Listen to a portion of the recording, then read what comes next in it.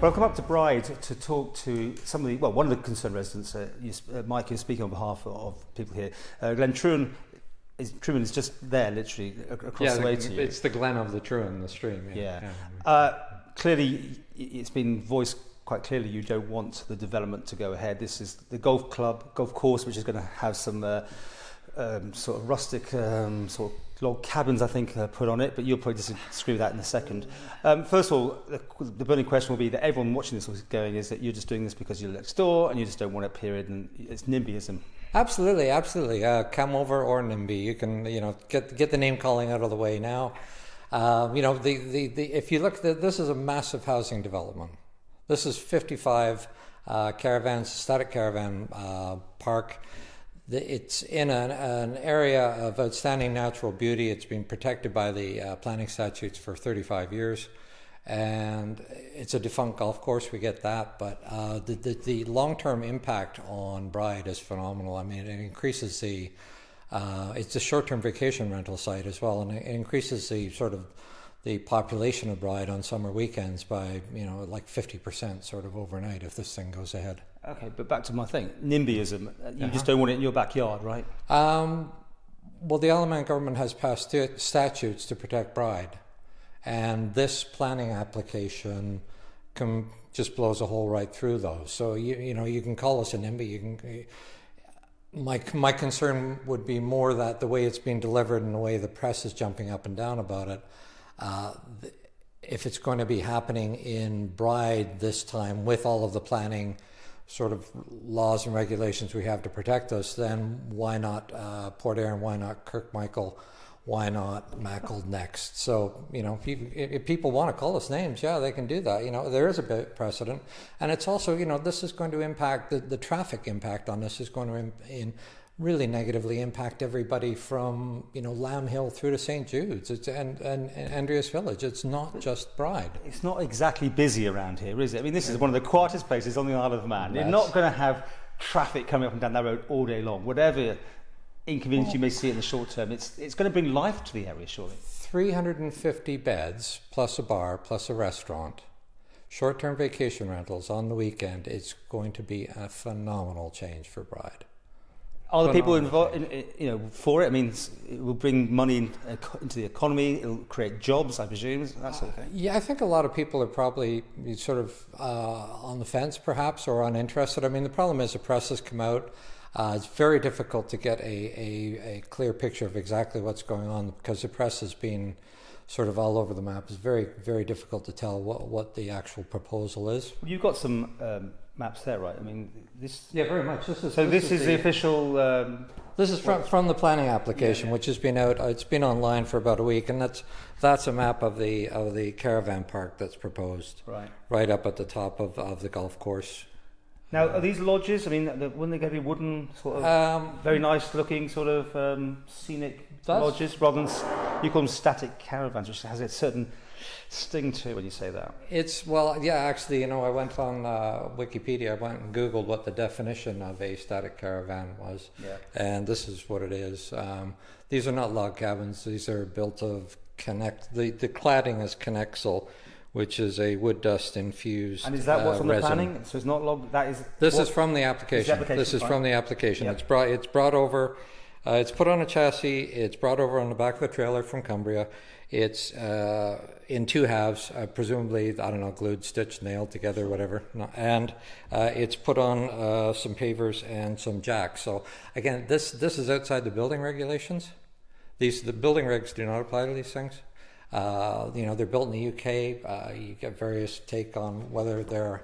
I don't know. The gentleman behind us, he's got successful parks up and down the UK, hasn't he? I mean, this is something that obviously does have an attraction and demand. My parents had sort of trailers, we call them in North America, or mobile homes, if you will. They had one in British Columbia, and they had a winter one down in California. It's an attractive thing for somebody in their 50s or 70s, his target market. You downsize, go to something like that, free up some capital for the kids, and Pure Leisure and HSBC will be lined up ready to help you with that transaction. Okay. This is holiday, though, is it? I mean, what was the breakdown? You remind me, was it them to be used permanently, or was it just for holiday trade? Well, the Alaman today says it's going to. Yesterday, said the news site said it's going to have 350 short-term vacation rental beds, or it's going to have 350 beds. He's designating 15 of them that he's not going to sell. They're going to be strictly for short-term vacation rental. But what they do is they sell you they sell you a 90-year lease on a building which might last 30 or 50 years. I'm not quite sure how that works. And it goes back into the rental pool of the site manager to be available to offset the cost of owning and running the place. So that the rental of the remainder of the pool of 55, so the other 40 caravans, he's carving 15 out. The other 40 caravans go back into the rental pool, and there's a guaranteed rental return on them. And now it's very difficult to comment upon that because we haven't, obviously, you don't see the plans, you don't see the brochures for those.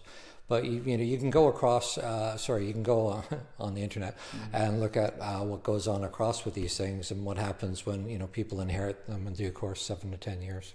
It almost sounds like you'd be interested in one if it wasn't in your backyard. I think it's the 55 of them on 3 acres that really wouldn't. Yeah, you put them out with proper sewage connections. Okay, there's a requisition meeting. There's 2 meetings, aren't there, being called up here in Bride now to talk about this subject, I hear.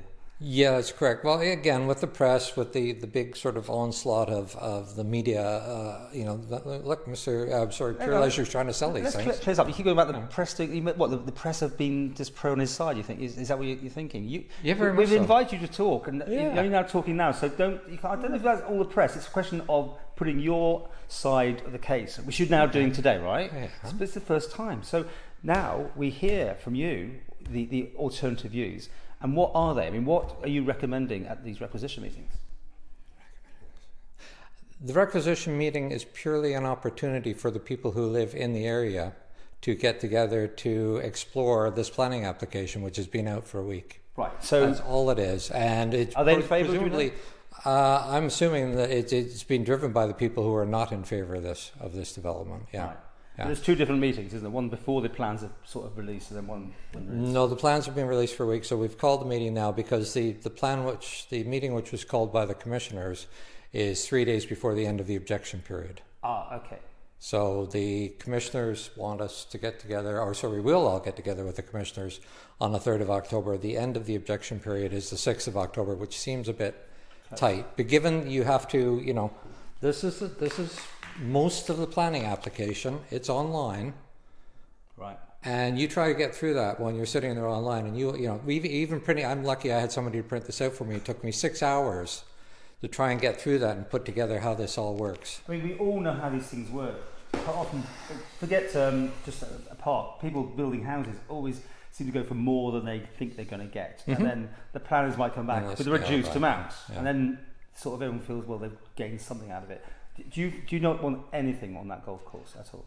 Absolutely incorrect. Everybody I've spoken to up here would be happy with a proper, controlled, sustainable development of housing development of any, 15 or 20 places and all of that. Houses, like full-time proper houses, rather than these. Right, well, these things are, is it sustainable? We're setting a precedent not only for the Isle of Man, but also the Crown dependencies. Although. Oh, really? Okay, but DED did say a few months ago that they were thinking that one thing we're missing was a holiday centre, and this seems to look like a holiday centre in a way. Would they've got a clubhouse, they've got a bar, they've got a restaurant. I mean, that sort of thing. Yeah, they definitely have bar and restaurant and 120 parking spaces. I don't know. If you're throwing out planning regs that have sat there for 30 years. I don't want to bore everybody with quoting this. It's not a done deal, though, is it? Yet. I mean, obviously, there's still time for the objection. So, I think your meetings are closed, aren't they? They're just for residents of the area. Is that right as well? I'm not quite sure how the requisition. I think anybody can attend the requisition meeting, and then it comes down, and then anybody may be able to attend the commissioners' meeting. I'm not sure who can speak and who can't speak. How many people would be a good turnout for the event? I mean, being such a massive area, Bride, as well, isn't it? I mean, only people nearby. Do you think will be concerned, or do you think it will get interest in the whole village? Well, it is the least populated part of the Isle of Man. There's only about 170 residences, so. I don't know. We've got the Methodist Hall. It'll be interesting to see how many people turn up to voice their concerns. And what's your next plan? After the objection goes in, have you got anything else you'd be doing on this? Well, the planning application will go ahead, and then it's over to the poor people at the planning department, really, to, I guess, you know, I think really from my side, the other thing I would say, given this is a farming community, is we need some time to actually consider that volume of paper which is being delivered on us. You know, and there is this big sales effort going on. So I would think the starting point would be that we're actually given some proper time to look at this. And actually, you know, Paul, I'm not an expert, but the planning application itself doesn't really stand up very well. It doesn't really stack up very well. It'll be interesting to see what happens. And feel free to come to the media anytime. Sorry. Okay? We're happy to hear I'm not all having a go. But we're always, honestly, we're always happy to hear all of you. And we'll see where this goes. Touchy. He's touchy. Not at all. But this could be a long event, you know. It's not going to happen overnight. Well, yeah, no, there's a lot of people that are up for a big fight over this. No, a lot of people. I mean, again, you know, I'm just one guy who's reluctantly dragged in front of the cameras, but we'll see when we have the requisition meeting, when we have the commissioners meeting, we'll see what the community sentiment is really all about.